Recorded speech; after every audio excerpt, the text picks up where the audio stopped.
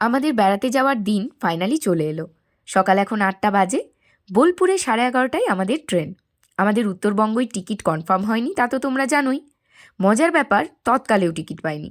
শেষে হলদিবাড়ি এক্সপ্রেসে 2 এসে টিকিট কেটে এনজিপি যাব।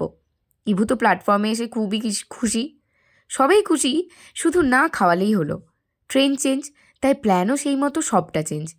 সেকেন্ড প্ল্যান অনুযায়ী এনজিপিতে আজ পৌঁছে একটা হোটেলে থাকবো, দিয়ে নেক্সট দিন সকালে ওখান থেকে ডেস্টিনেশন।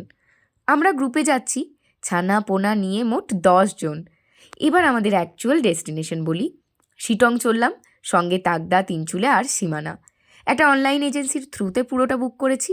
বাচ্চা নিয়ে ঠান্ডায় চললাম, চিন্তা যে লাগছে না তা নয়, তবে সাহস করে ঘুরে না এলে আর হবেও না জানো। আমরা জানো তো দুজনেই চাই ইভু বাইরে বেরো, ঘোরার অভ্যেসটা থাক।